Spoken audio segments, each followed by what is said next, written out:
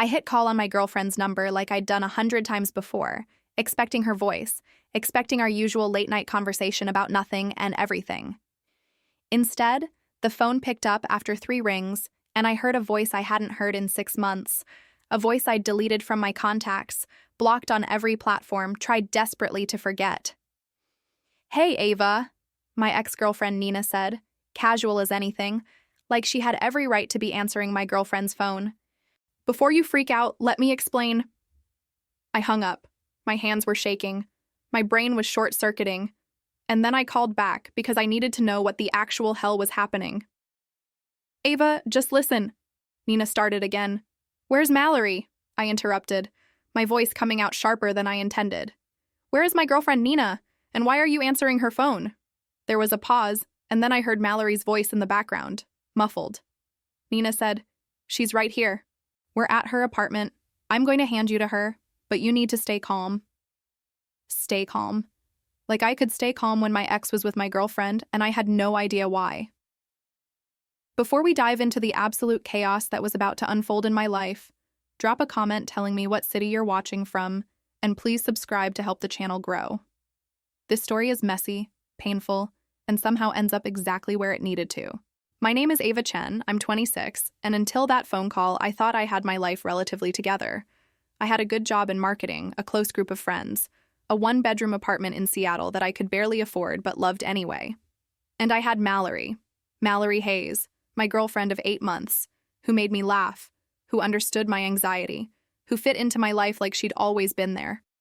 What I didn't have anymore was Nina Rodriguez, my ex-girlfriend of 2 years who I'd broken up with 6 months before I met Mallory.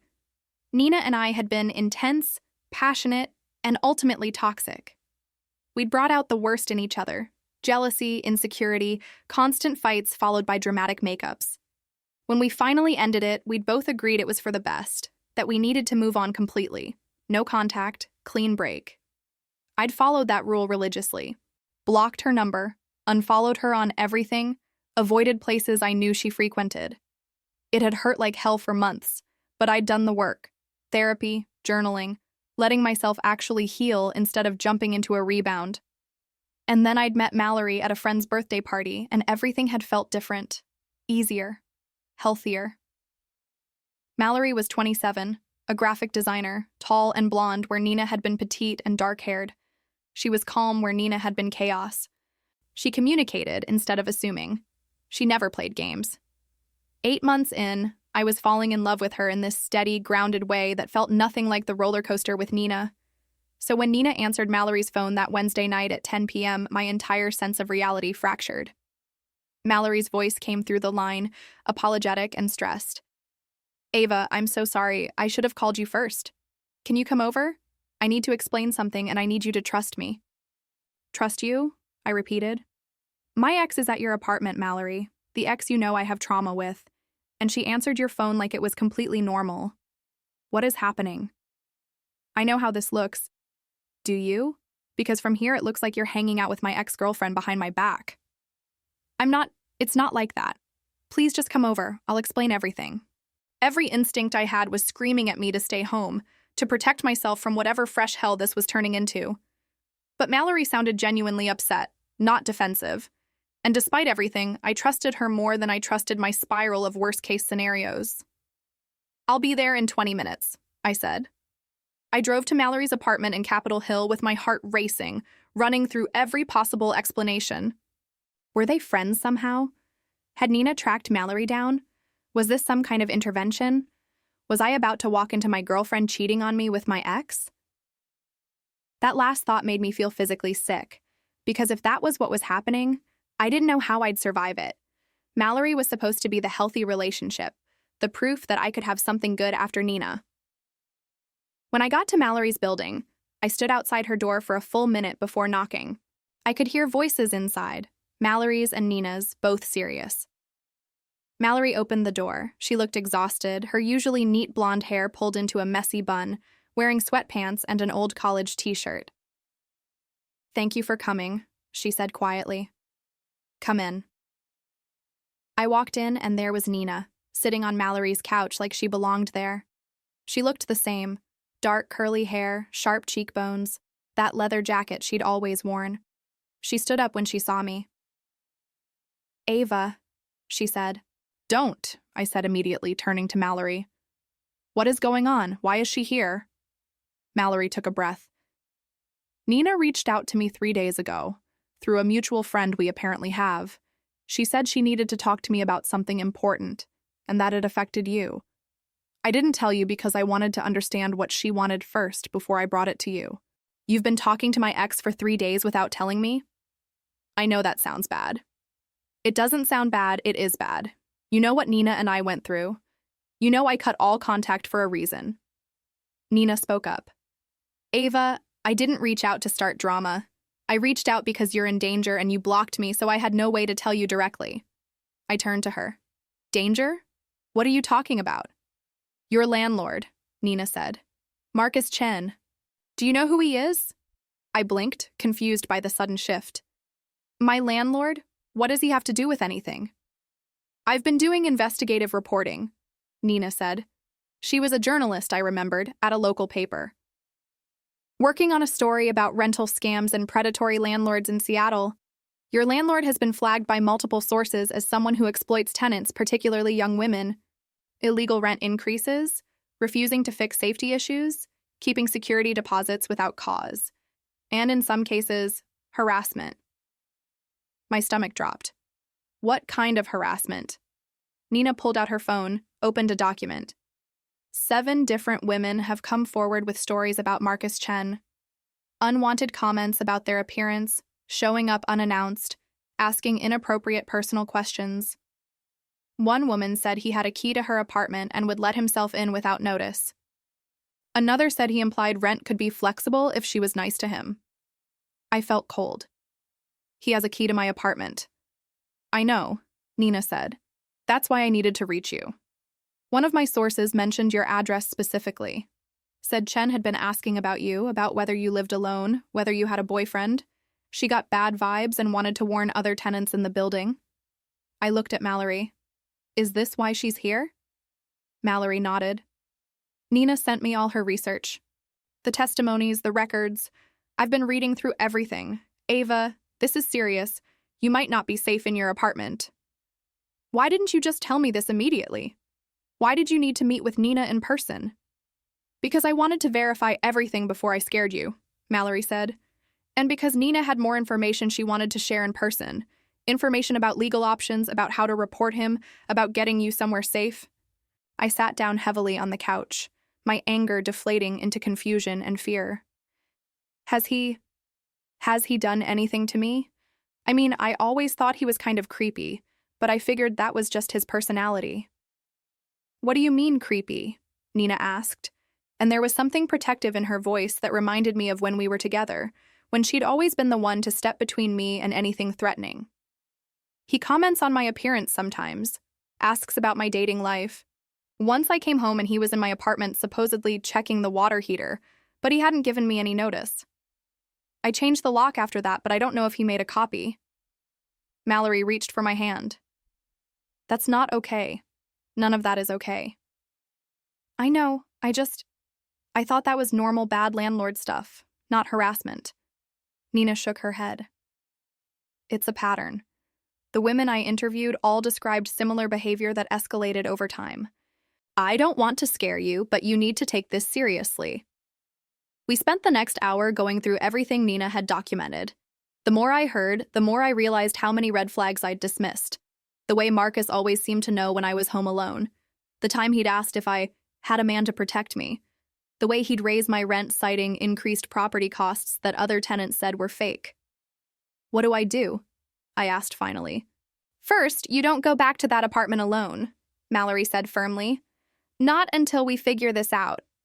You can stay with me," Nina offered, then caught herself. "Or with someone. I know my place is probably not appropriate." "She'll stay here," Mallory said.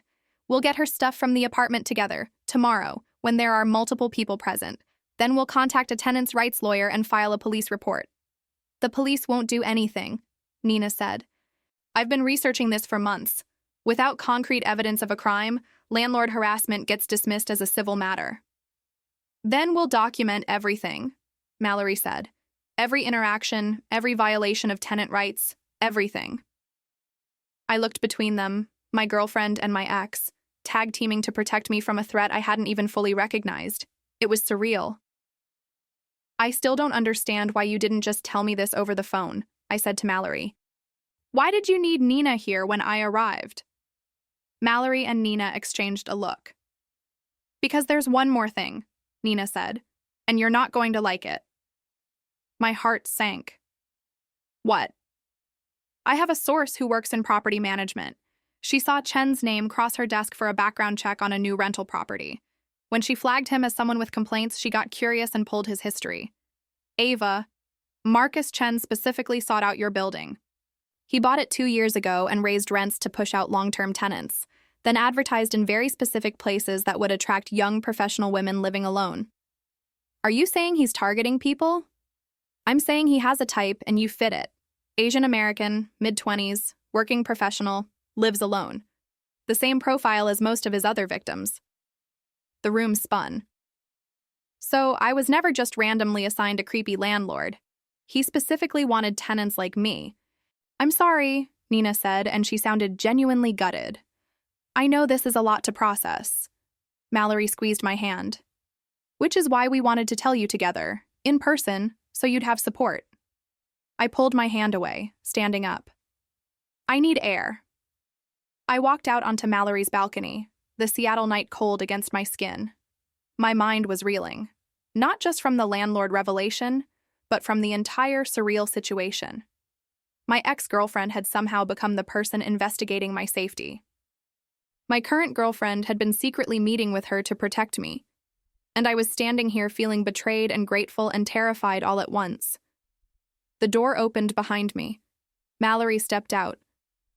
Are you okay? She asked. No, I said honestly. Nothing about this is okay. I know. I'm sorry I didn't tell you sooner.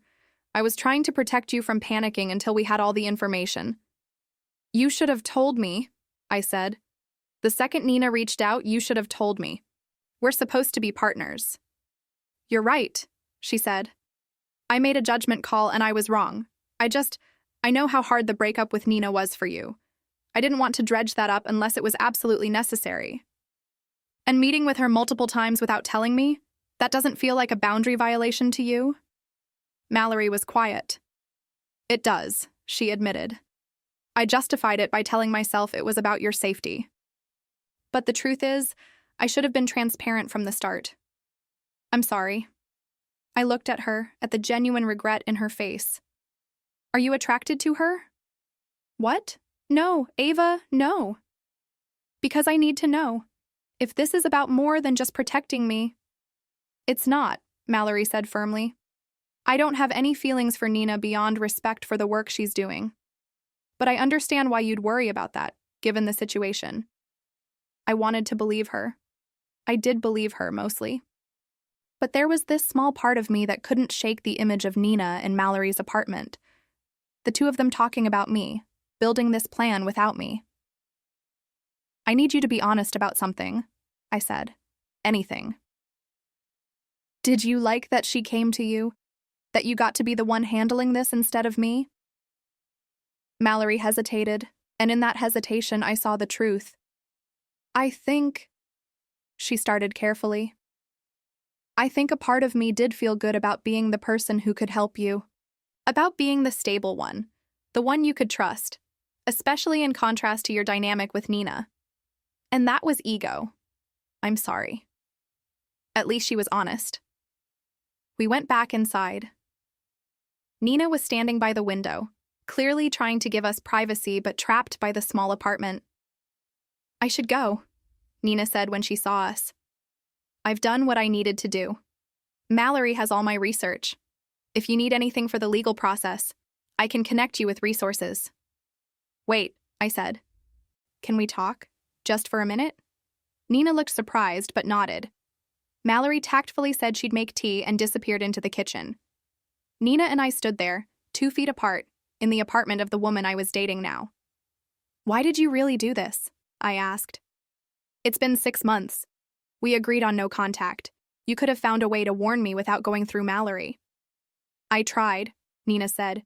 You blocked my number, my email, everything. And I thought about sending a letter to your apartment, but that felt dangerous if Chen was monitoring your mail. Going through Mallory was the only way I knew you'd actually get the information. But you could have just sent her the research and let her handle it. You didn't have to be here tonight. Nina looked at me with those dark eyes I'd once known so well. Honestly, I wanted to make sure you were okay. When I realized the scope of what Chen was doing and that you were one of his tenants, I couldn't just pass the information along and walk away. I needed to see that you were safe. That's not your responsibility anymore. I know, but you can't just turn off caring about someone because you break up with them. At least I can't. There it was. The thing I'd been afraid to acknowledge. Do you still have feelings for me? I asked quietly. Nina took a long breath. I still care about you. I probably always will. But I'm not trying to get you back, if that's what you're asking. I've spent the last 6 months in therapy working through why our relationship was toxic and how I contributed to that. I've learned a lot about myself, most of it uncomfortable, and I've accepted that we're better apart. Then what is this? This is me trying to do one good thing for you, no strings attached, because even though we ended badly, you were important to me, and you deserve to know you were potentially in danger. I didn't know what to say to that. Mallory came back with tea, sensing the conversation had reached a natural end. Nina said her goodbyes, gave me one last look that I couldn't quite read, and left. When it was just Mallory and me, I collapsed onto the couch. What a completely fucked up night, I said. Agreed. She sat next to me, not touching, giving me space. What do you need? I need to know that you and I are okay. We are, she said, if you want us to be. I know I messed up by not telling you about Nina immediately, and I know seeing you two interact was probably weird and uncomfortable. It was, I admitted, but I also understand why you did it, and I believe you when you say it was about my safety. It was. Only that. I'm going to need some time to process all of this. The landlord thing, the Nina thing, all of it. Take all the time you need, Mallory said. I'm not going anywhere. The next few weeks were intense. We documented everything about Marcus Chen with the help of Nina's sources. I filed complaints with the housing authority. I moved out of my apartment, not because I was legally forced to, but because I couldn't sleep there anymore, knowing what I knew. I moved in with Mallory temporarily, which accelerated our relationship in ways we hadn't planned. We had to navigate living together while I was processing trauma, while we were both still dealing with the weird aftermath of Nina's involvement. Nina stayed in the background, forwarding new information when her investigation turned up more evidence, but otherwise respecting the boundary. I unblocked her number, not to be friends, but because I realized I needed to stop treating her like a threat to my current relationship. She was just a person who'd once been important to me and was now trying to help. One night, about a month after the initial phone call, Mallory and I were cooking dinner when my phone buzzed. Nina. Article published. Thought you'd want to see. She'd sent a link to a major investigative piece in the Seattle Times. The headline, Local Landlord Accused of Systematic Harassment of Female Tenants. My building was mentioned, along with Marcus Chen's pattern of targeting and exploiting young women. The piece didn't name victims, but reading it felt vindicating and nauseating at once. She did it, I said to Mallory. Nina actually got the story out. Does that change anything for you? Mallory asked carefully. What do you mean? I mean, seeing that she followed through, knowing she was telling the truth about trying to protect you. Does it change how you feel about what happened? I thought about it. It makes me grateful, and it makes me realize that people can care about you in complicated ways even after relationships end. Nina and I were terrible together, but that doesn't mean she's a terrible person. No, Mallory agreed. It just means you weren't right for each other. The way you and I are right for each other? She smiled. That's what I'm hoping to prove, though maybe with less drama from here on out. Deal. Later that night, I sent Nina a text. Thank you for everything. The article is important. She wrote back, I'm glad you're safe. That's all that matters. That was the last direct contact we had. Nina moved on with her life, continued her investigative work, dated other people. I stayed with Mallory, and we slowly built a life together that felt solid and real. But sometimes I think about that night, my ex answering my girlfriend's phone, the moment of sheer panic before I understood what was really happening. How the worst-case scenario in my head was so much worse than reality. How two people who both cared about me had been trying to protect me in ways I couldn't see. My ex answered when I called my girlfriend, and they were together. Not because of betrayal, but because sometimes life puts the people who love you in unexpected alliances. Sometimes the person you need to save you is the person you least expect to be on your side. Marcus Chen lost his property licenses after Nina's article. Multiple women came forward with formal complaints. I got my security deposit back, plus damages. And I learned that closure with an ex doesn't always look like silence and distance. Sometimes it looks like someone who knows you well enough to know when you're in danger and cares enough to do something about it even when you've cut them out of your life. Mallory and I got an apartment together, a real one this time, with a landlord who passed every background check. We adopted a cat. We started talking about the future in concrete terms instead of hypotheticals. And when I think about Nina now, I don't just think about the toxic patterns and the painful breakup. I think about someone who saw me in danger and chose to act. No strings attached, no expectation of getting anything back. That's not romance, but it is a kind of love, the kind that survives even when the relationship doesn't. My ex answered when I called my girlfriend, and for one horrible moment I thought I was losing everything. Instead, I gained a more complicated understanding of what it means to care about someone, what it means to be cared for, and how sometimes the people from your past show up in your present, not to ruin it, but to protect it.